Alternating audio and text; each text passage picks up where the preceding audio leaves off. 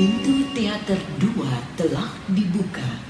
Para penonton yang telah memiliki karcis dipersilakan memasuki ruangan teater.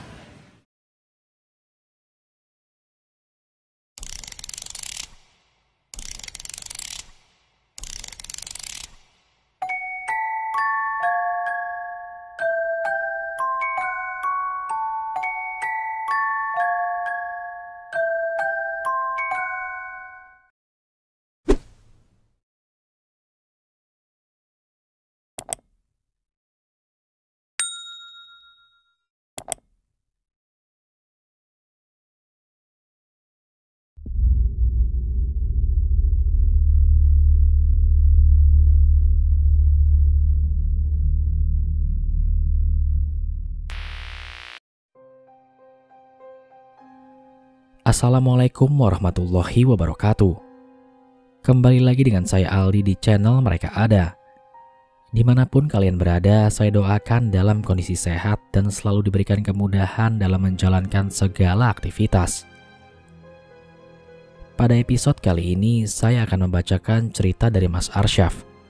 Namun cerita ini dituliskan oleh Mas Dialogika Setiawan tentang 3 orang yang awalnya akan reuni dengan mengadakan camping di sebuah kawasan wisata. Nama tempat dan daerah sengaja disamarkan untuk menjaga tempat tersebut dari hal-hal yang mungkin saja terjadi. Sebelum mulai bercerita, pastikan teman-teman semua sudah menekan tombol subscribe dan menyalakan lonceng notifikasinya, agar selalu mendapatkan update saat channel ini upload video terbaru. Oke, tanpa banyak basa-basi lagi, mari kita mulai ceritanya.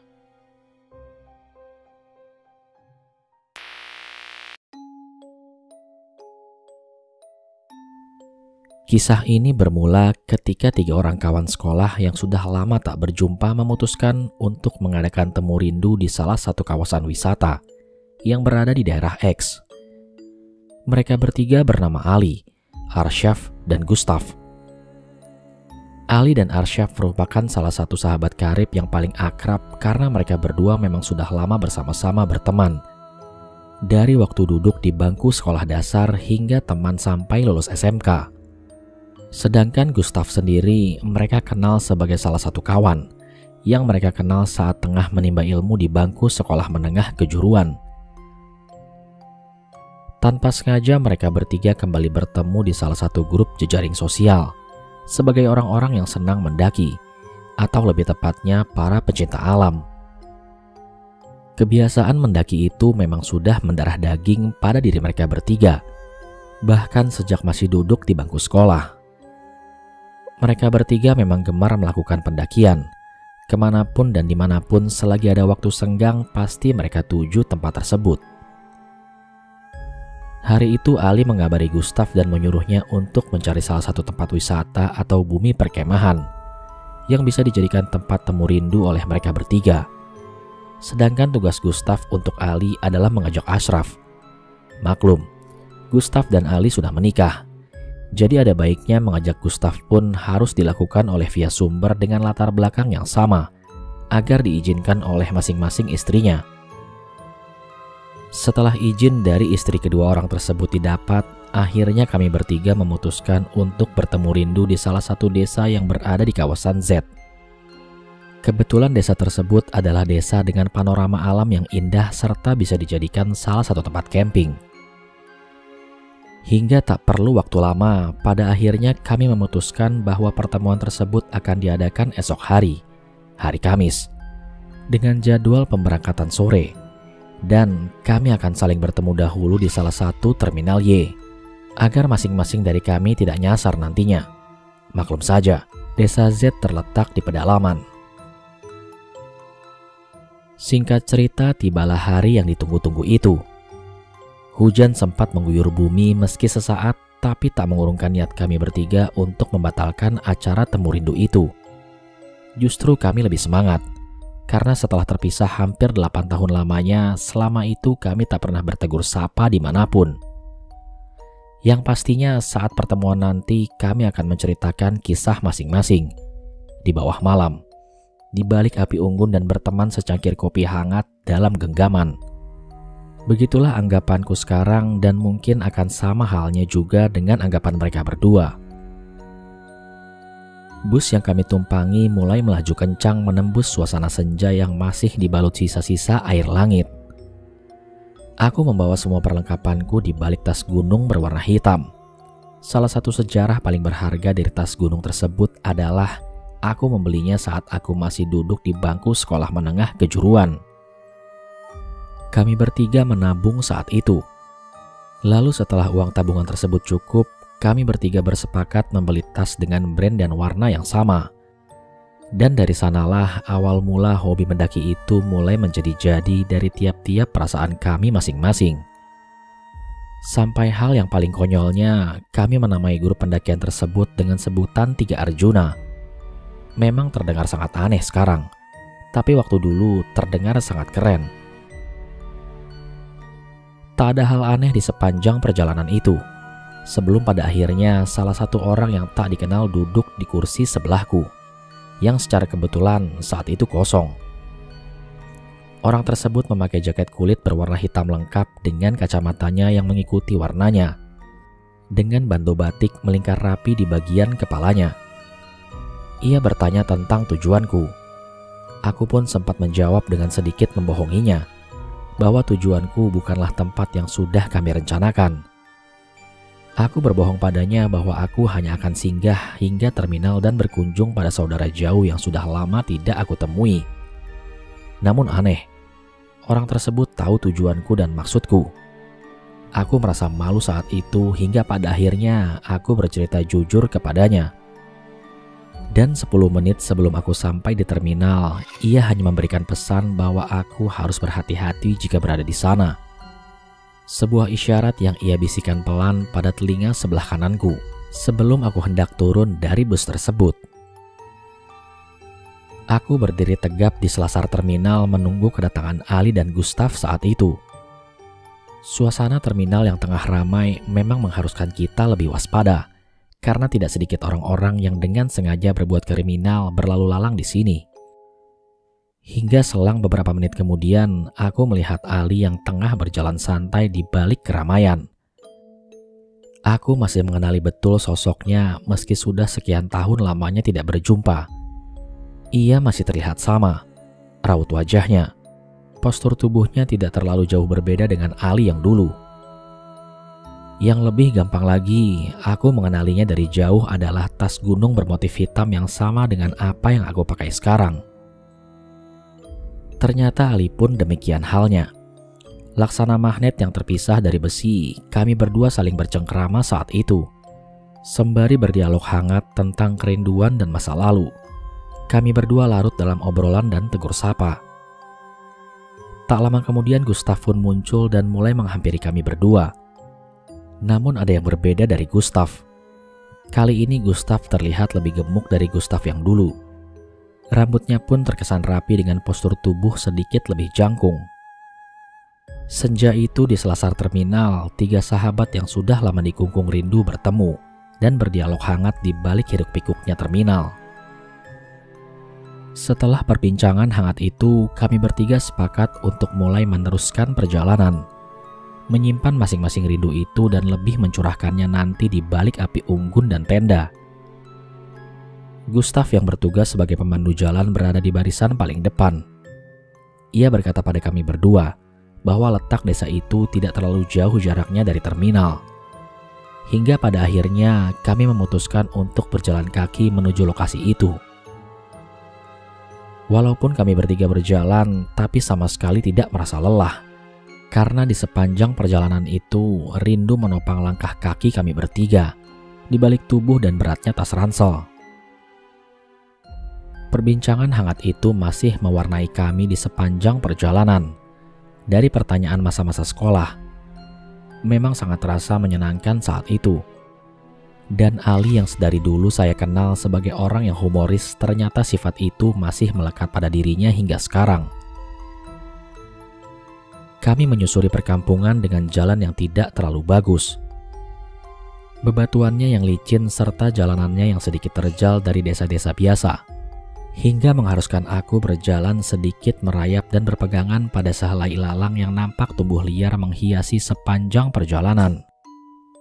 Beruntunglah kami setidaknya masih ada pemandangan yang cukup memanjakan mata untuk dipandang. Deretan rumah-rumah bambu khas pedesaan terpampang rapi di samping jalan yang kami lalui. Memang hal itu terkadang mengundang haru bagiku. Teringat akan rumah nenek dulu yang berada di dusun sana. Namun ternyata keindahan itu tak sesuai dengan ekspektasi masyarakatnya yang berada di sini. Mereka nampak memandang kami bertiga dengan sorot mata yang sinis, seolah-olah nampak asing dan aneh melihat kedatangan kami saat ini. Gustav yang berada di barisan paling depan sempat meminta aku dan Ashraf untuk menghiraukannya saja, walaupun terkadang mengundang pertanyaan bagi saya pribadi. Lantas apa yang ada di benak mereka sebenarnya? Pertanyaan itu kian mencuat. Setelah tiba-tiba saja salah seorang warga yang tengah asik berbincang di depan kami mendadak bubar dan lebih memperhatikan kami bertiga dari kejauhan. Azan maghrib mulai berkumandang saat ini. Cahaya senja yang tadi kemuning kini mulai berganti dengan warna hitam yang remang. Ali memintaku untuk mulai menyalakan senter dari belakang, agar di mana kami berjalan nantinya tidak terpeleset dan terjatuh. Mengingat kondisi jalan saat ini yang kami lalui terkesan licin dan terjal. Kami bertiga sampai di tengah-tengah jalan yang bercabang. Dari belakang, aku melihat Gustav sedikit bingung. Sepertinya ia bingung melihat dua arah jalan yang membentang di hadapan kami. Hingga pada akhirnya, Gustav memilih jalan yang berada di samping kanan. Jujur saat ini aku ragu dengan pilihan Gustav. Namun bagaimanapun, aku harus menghargainya. Aku tak ingin membuat canggung suasana kali ini. Kami bertiga mulai menyusuri jalan yang sedikit aneh. Tak ada lagi deretan rumah warga yang terlihat. Seluas mata memandang hanya dihiasi dengan pepohonan besar yang berteger rimbun dan terkesan menyeramkan jika diperhatikan. Sebagian akar-akar pohon besar itu menjulang hingga terkadang menghalangi jalan. Bila tidak diperhatikan, kami bertiga akan dapat terjatuh. Namun kami bertiga tetap berjalan mengikuti Gustav yang berada di barisan paling depan. Cahaya senter yang berayun berkelebatan riang pada tiap penjuru pohon tersebut. Angin mulai menepis kepalaku saat ini. Jujur, aku merasakan hawa dingin yang berbeda di tempat ini. Hawa dingin itu seperti mencengkram pundak dan terkadang seperti bisikan-bisikan pelan yang menelisik rapi dalam lubang telinga. Tapi seperti biasanya, aku tak berani berkata pada mereka. Karena mungkin mereka pun merasakan hal yang sama saat ini. Aku lebih menyimpan semua yang aku rasakan sekarang di dalam hati dan membenahi semua hal yang lebih membuat perjalananku nyaman. Dari arah depan, Gustav sempat terhenti dan menyuruh aku dan Ali untuk diam sesaat. Gustav memberikan kode dengan tangan yang terbuka lebar pada kami berdua. Keheningan saat ini benar-benar membuat bulu kuduku merinding. Sesaat kemudian terdengar sayup-sayup seperti bunyi rintihan perempuan yang tengah menangis dengan nada tangisan yang bergelayut sendu.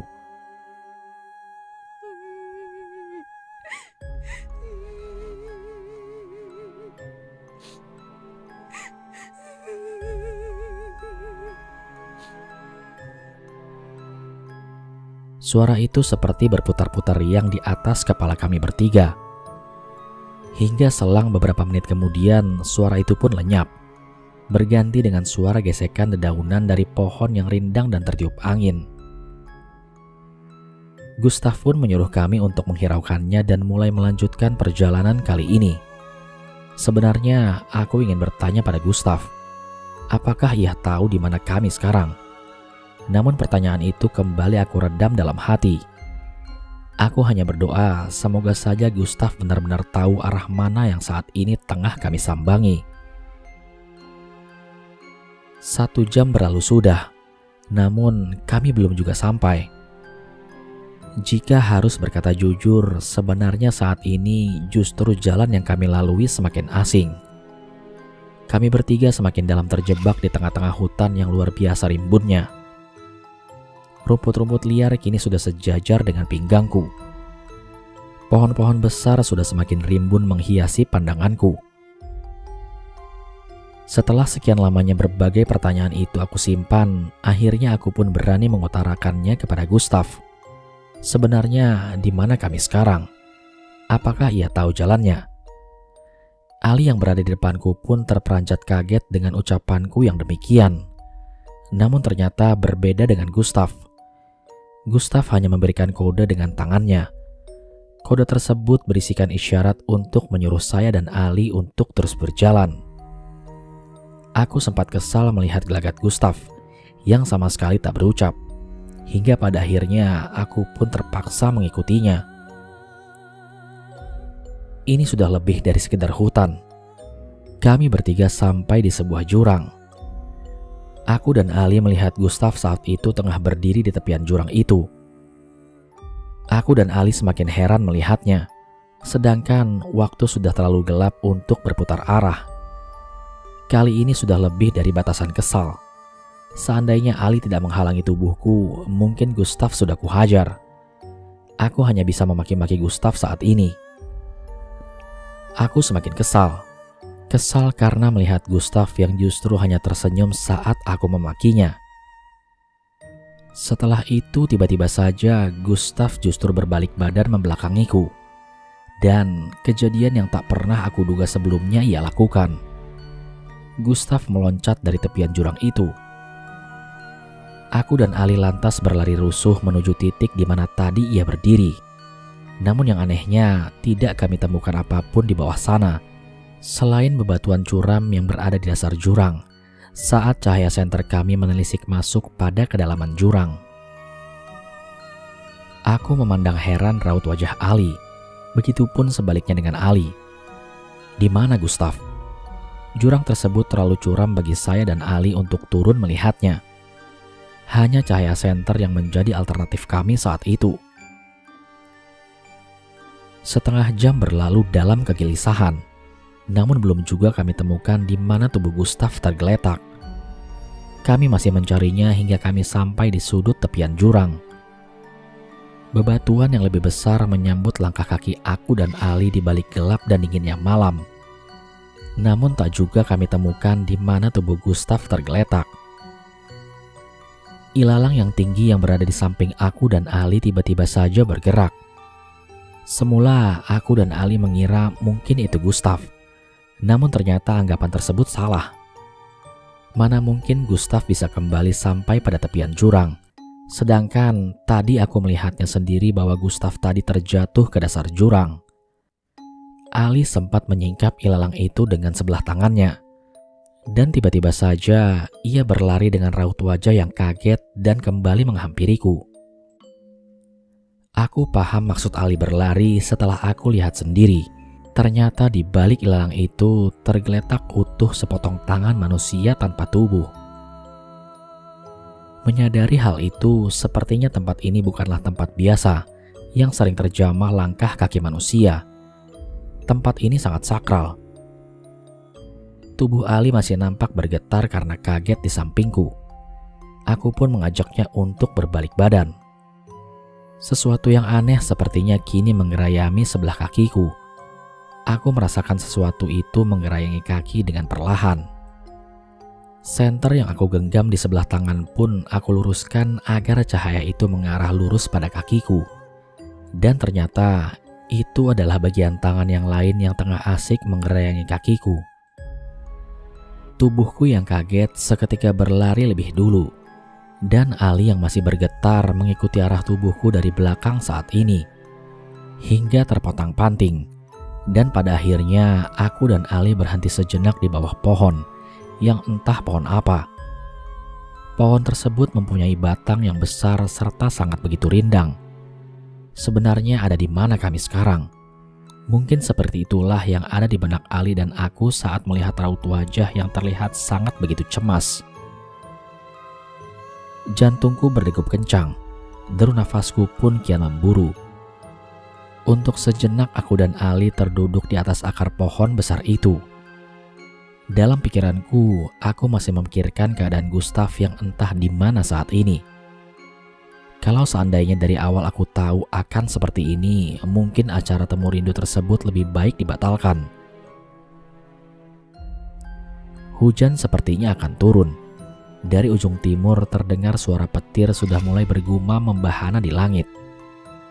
Kemana nantinya aku harus berteduh, sedangkan ransel yang berisi tenda dibawa oleh Gustaf sebelumnya. Aku mengajak Ali untuk pergi menyusuri kembali jalanan tadi yang disusuri oleh Gustaf. Aku mengajak Ali dengan tujuan meminta bantuan pada warga sekitar untuk bersama-sama mencari Gustaf nantinya. Mungkin kalau bersama-sama, Gustaf bisa ditemukan di mana keberadaannya. Aku memaksa Ali untuk segera melanjutkan perjalanan. Walau sebelumnya Ali sempat menolak ajakan itu. Tapi karena mungkin di atas hamparan langit sudah terlihat gelap dan akan turun hujan, akhirnya dengan terpaksa Ali pun mengikuti ajakanku. Kami berdua mulai berjalan pelan menyusuri gelap dan dinginnya malam. Kami berdua mencoba melupakan kejadian yang terjadi. Kami lebih memilih mengkhawatirkan keadaan Gustaf. Hingga dengan bergegas seperti inilah kami bermaksud meminta bantuan pada warga untuk segera mencari Gustaf nantinya. Titik-titik hujan mulai turun. Aku merasakan air itu pelan terhempas dari langit dan menepis manis di antara kepalaku. Sebisa mungkin aku dan Ali mulai mempercepat jalan hingga tiba-tiba saja beberapa meter di depanku Ali berhenti. Ia sepertinya melihat sesuatu yang tak biasa. Terlihat dari caranya berhenti yang begitu mendadak. Namun beruntungnya kami, kala hujan sudah mulai turun, akhirnya kami menemukan tempat untuk berteduh. Sebuah gubuk beratap jerami nampak terlihat kokoh di bawah pohon rindang yang seolah menjaganya. Akhirnya aku dan Ali pun memutuskan untuk berhenti dahulu di balik atap saung itu. 10 menit kemudian hujan mulai turun begitu derasnya. Namun beruntungnya kami, pada akhirnya air hujan itu tidak membuat tubuh Ali dan aku kebasahan. Mungkin aku harus berterima kasih kepada Ali yang dengan mata jelinya ia bisa melihat gubuk di tengah hutan yang gelap seperti ini. Kami berdua berdialog hangat di dalam gubuk, sembari menikmati rokok kretek dan secangkir kopi hangat. Aku bertanya pada Ali tentang bagaimana nantinya keadaan Gustaf dan di mana Gustaf sekarang berada. Namun Ali pun menjawab yang sama. Entahlah, saya pun bingung. Aku masih cemas memikirkan keadaan Gustaf. Bagaimana kalau seandainya Gustaf benar-benar terjatuh dan jasadnya ditikam lalu dibawa oleh binatang liar penunggu hutan ini? Aku terus berdoa dan mencoba tenang sembari menunggu hujan reda di balik gubuk bersama Ali. Setengah jam berlalu hujan tak juga reda. Hal itu membuat aku dan Ali semakin gelisah memikirkan keadaan Gustaf sekarang.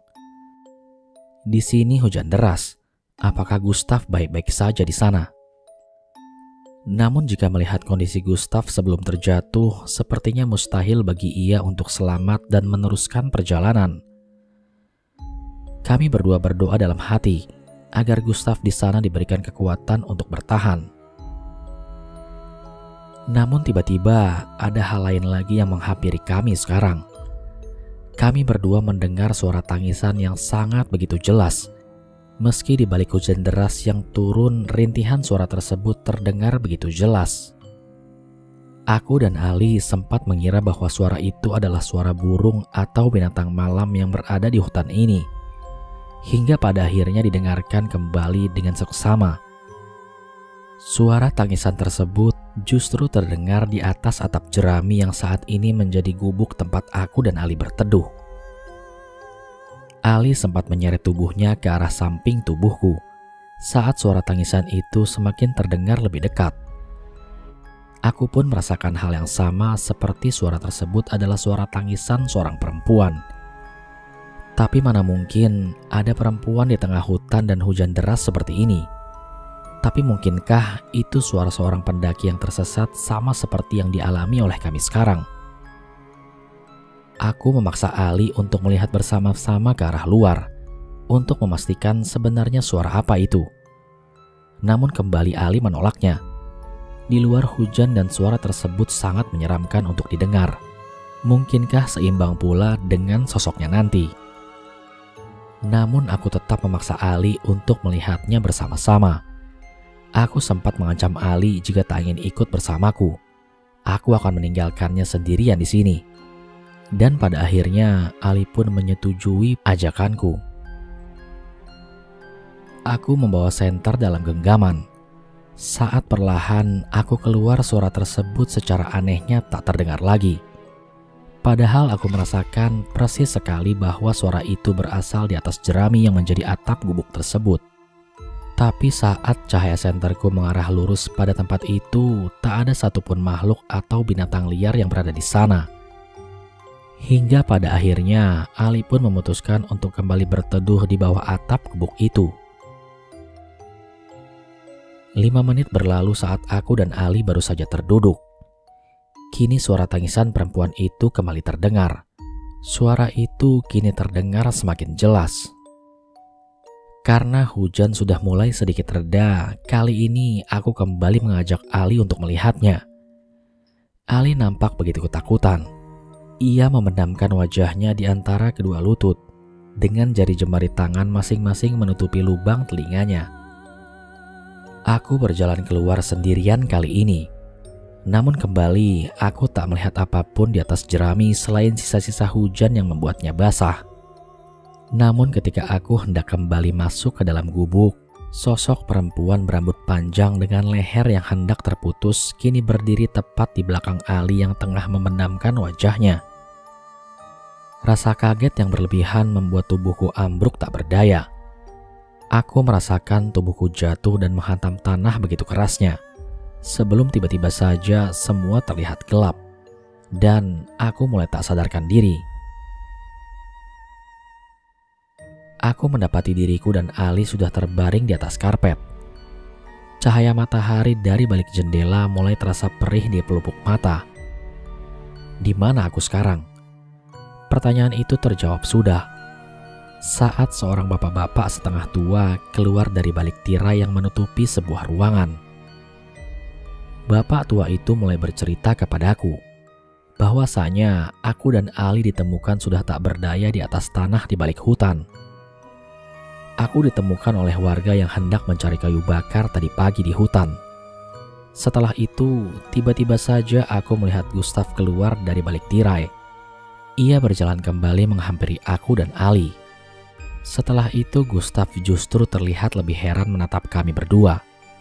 Saat aku menceritakan kejadian yang aku dan Ali alami, justru Gustav bertanya kepadaku. Ia mengatakan bahwa di antara dua jalan yang kami lalui tadi malam, aku dan Ali memilih jalur yang berbeda dari Gustav. Dan saat hendak Gustav kejar, tubuhku dan Ali tiba-tiba saja menghilang. Hingga Gustav memutuskan untuk pulang kembali dan menginap di salah satu rumah warga.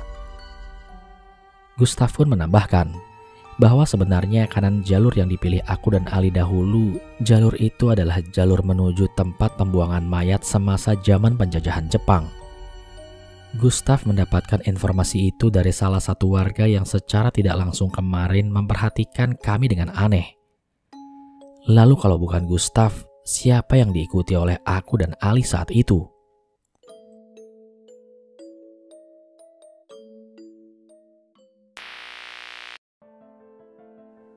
Sekian cerita pada kesempatan kali ini. Semoga dari cerita tersebut dapat kita ambil sisi positifnya. Terima kasih kepada Mas Dio Logika Setiawan yang sudah mengizinkan saya untuk membacakan ceritanya di channel ini.